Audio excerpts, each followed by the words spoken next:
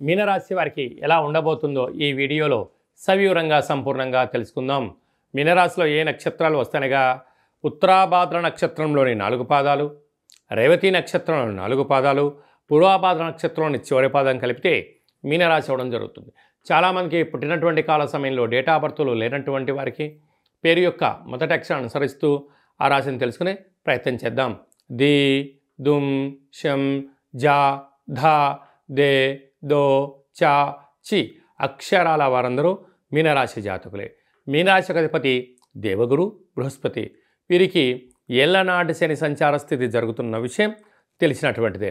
రాశిలోనే ఏడాది తర్వాత శుక్ర భగవానుడు రాహుతో కలిసి సంచారం చేయడం వలన బంగారు ఆభరణాలు, ల్యాప్టాప్లు, మెయిల్స్, మెసేజ్లు, ఓటీపీలు ఎంతో జాగ్రత్తగా పెట్టుకోగలగాలి. లేకపోతే నీ చుట్టూ ఉండబడిన వారే వాటిని తస్కరించబడే పరిస్థితి అధికంగా ఉంటుంది. తస్మా జాగ్రత్త. 3వ స్థానంలో గురు సంచార స్థితి ఉండడం వలన తల్లిదండ్రులతో, గురువులతో, అన్నదమ్ములతో, అక్కాచెల్లెలతో ప్రశాంతమైన వాతావరణాన్ని ఏర్పరచుకోగలిగితే అన్యోన్యత, ఆనందము మీ సొంతం కాబోతుంది. అర్ధాష్టమ కుజుడు కారణం వలన మీ జన్మ నక్షత్రం రోజున అష్టమి, అమావాస్య తిథులు ఎందున వాయు జల ప్రయాణాలు పెట్టుకోవద్దు. ఆవేశానికి దూరంగా ఉండండి. యంత్రాలతో, ఆయుధాలతో తస్మాత్ జాగ్రత్త. 7వ స్థానంలో కేతు సంచార స్థితి ఉండడం వలన ప్రతి విషయాన్ని మీరు క్షుణ్ణంగా తెలుసుకోండి, చదవండి, వ్రాయండి.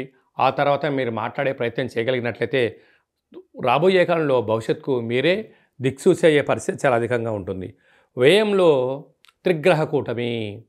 ఆత్మకారకుడు, ఆరోగ్యకారకుడు రవి, బుద్ధికారకుడు బుధుడు, ఆయుకారకుడు శని భగవానుడు ఉండడం వలన విశేషమైనటువంటి ఆనందం, ఆరోగ్యం మీ సొంతం కాబోతుంది.